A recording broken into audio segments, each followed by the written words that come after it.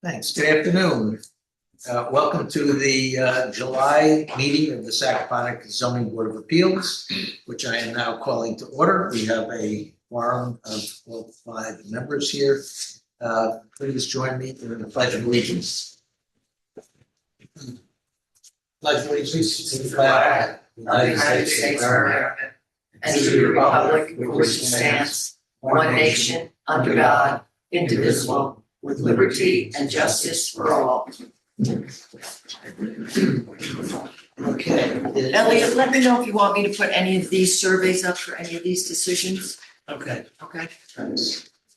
Members of the board have an opportunity to review the minutes of last month's meeting. We didn't have a long period of time to read them, and they were relatively lengthy. But yes, I read them. Okay, and with certain comments that were submitted to Roby, I think the changes have been made. With such corrections, I have a motion to approve the minutes. Make a motion to approve. Second? Aye. All in favor? Aye. All right, in old business, we have 3 decisions to render and 1 amended application to consider. So the first item is Sagaponic Realty LLC. Application 4 of 2026 pertaining to 451 Romulus Lane. You recall that that is an application for a reduction in the width of the common driveway servicing 4 parcels that were going to be serviced by 2 flagpoles. We heard testimony. I don't know. Let's see. We closed the hearing on that, so we're just rendering a decision. And though there are numerous issues about this property that have been under discussion, the sole issue before us today was whether to grant the reduced width of the flagpole, and the understanding that even though it remains 2 separate flagpoles for technical reasons, it will be treated as a single 30-foot wide driveway. And I think we have a decision which finds basically that that is beneficial to the village. And I'm recommending acceptance of the adoption of the requested variance. Any discussion? I have a motion. I'll make that motion. Second? All in favor? Aye. Right. So that is granted. We have a decision which you can take as evidence. You can have this, you'll get a filed one. Thank you, Mr. Chairman. Members of the board. Thank you, Rody. Have a nice weekend. Thank you. Okay, second item is 518 Bridge Lane LLC, which is a chronic application before us. It's an unusual property. It's about a quarter of an acre on Bridge Lane, very tiny parcel. There's been variances granted for front yard parking and driveway. There was a request for a variance to permit a swimming pool in the back that was going to encroach on side lots and the rear lot. The applicant, Susan Lago, spoke to an adjacent neighbor on the east, who preferred that the pool be further to the west. She did move it further to the west, but on the first instance, it ended up right behind her back door, so there was almost a hazard if we stepped out the back door. So she's then relocated it, reorienting it from north to south and closer to the westerly property line.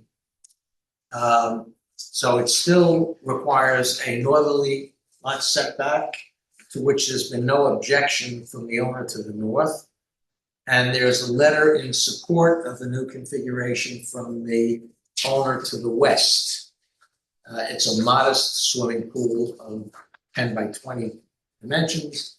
There is no other feasible location really to locate it that wouldn't require variances. So again, based upon those findings, I am in favor of granting the requested relief. Any discussion? Comments? No? I'll entertain a motion. Make that motion. Second? Second. All in favor? Aye. Aye, okay, so we can let Ms. Lago know that she can get swimming needed in this weather. Okay, item number 3, application of Regine Starr. Application 6 of 2026 pertaining to 28 Hildreth Lane. This is an interesting application. Again, it's on an unusual lot. The property is substantially covered by the existing structure with no side lots, rear lots. The major portion of the structure was originally a barn and agricultural use. It had an artist's studio in it.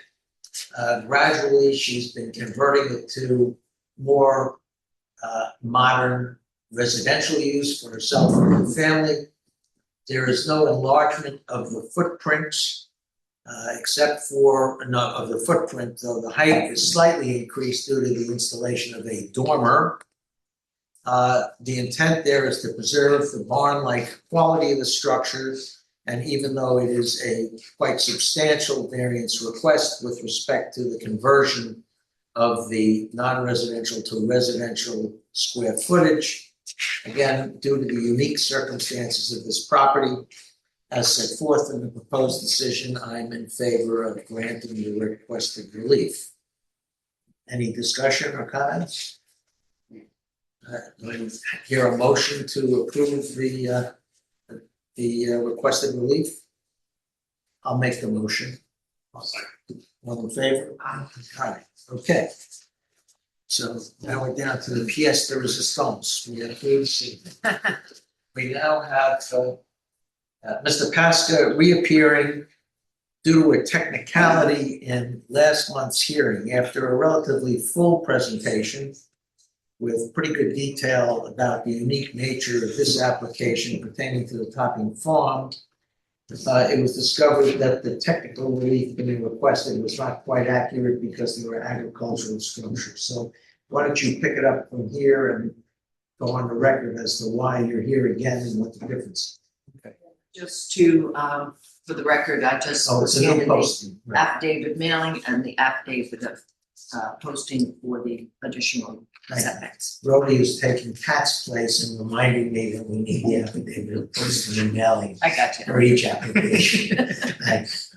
Go ahead. Okay, so the reason we had put the pause on it the last time was that even though the setback variances had been flagged, we had talked to John about, we thought that the base setback requirement was greater than what he had flagged because he was using the standard setback, and there's an agricultural staff housing setback that's under the special permit law greater than the standard. And so rather than worrying about it, we asked that the turn down letter be amended and we just renotice it and come back to you, because it didn't change any of the conversation that we had or the rationale, but it does change the relief requested to the extent of how much of a relief it was being requested. So we wanted the record to be accurate.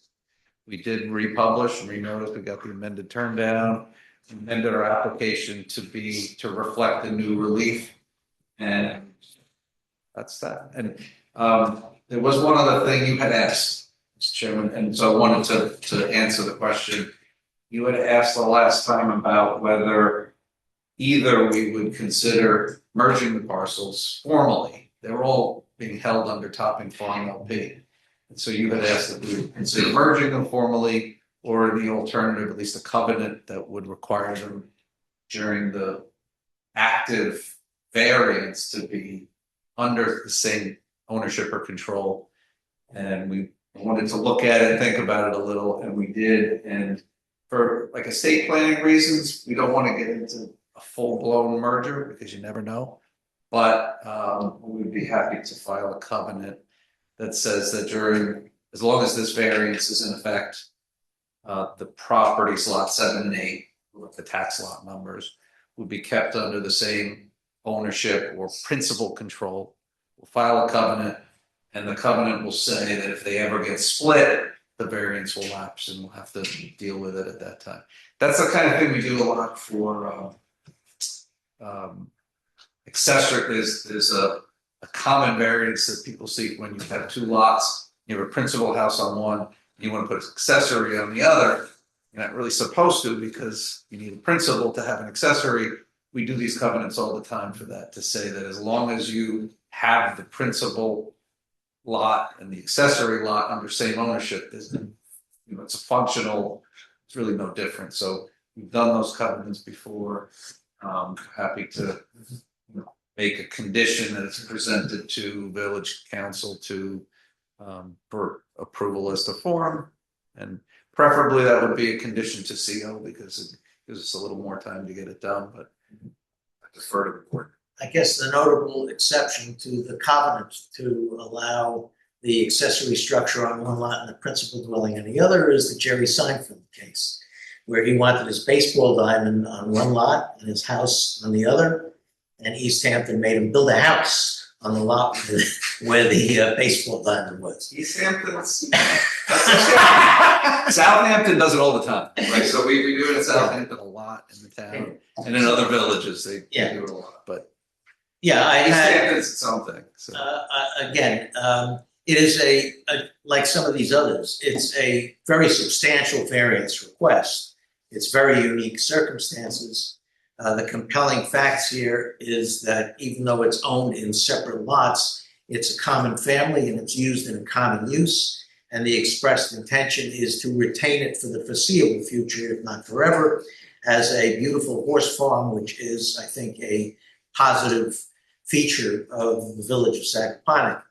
So we want to encourage that, and I appreciated your reasoning for not merging the lots and your offer to put the covenant in there, which presumably will never be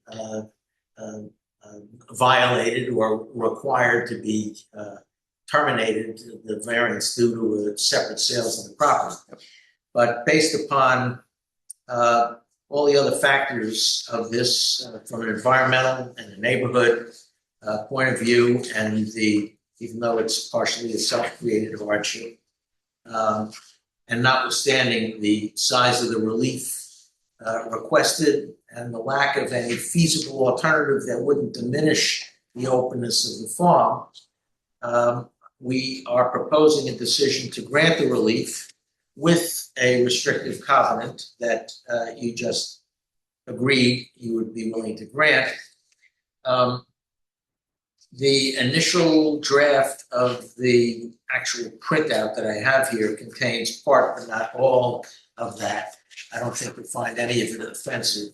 It basically says that as a condition of approval, applicant must record a covenant in a form acceptable to the village attorney against both tax lots 7 and 8, and that the lots must remain in common ownership or control, or this approval will lapse. The lots will need to be made conforming, and any accessory structures approved hereunder will be removed. Unlikely to ever occur, but it at least makes this a one-off decision, and one that clearly is done in expectation that this will remain a single unified property. So with that addition, any further discussion? We close the hearing. Yes, it's nothing from the audience because we had it posted again. Right, there's no one else in the audience, but So we're good. worth noting. Yes. All right, so I'll entertain a motion to close the hearing. I'll make that. Second, okay, all in favor? Aye. Aye. All right, so the hearing is closed and. I'm sorry. So Jay, you made the motion. Who seconded? John did? Okay, John, can you do me a favor? Can you just speak up? Because I know I can't Okay. hear you on your, so thank you, sir. So the hearing is closed, and since we've had this before us in a full discussion, and we just had an explanation as to the unique circumstances and the restrictive covenant that the applicant has agreed to, I will entertain another motion to grant the relief requested in accordance with the provisions of that decision. Motion? I'll make the motion. I'll second. Seconded, all in favor? Aye. Thank you. So the decision is granted, and this may not reflect the full text of that covenant, so Rhodey will get you when it has the last bit of language in it. All right, Thank you. so, thank you very much. This is it. And since there is no new business, excuse me, I will entertain a motion to adjourn the meeting to our next meeting date, which is August 14, 2026. I'll take that. Second, all in favor? All right. Okay, meeting adjourned, thank you. Good. 3 decisions and a further discussion. Well, 4 decisions in 25 minutes. Really efficient. Thanks, have a good weekend. Actually, plus.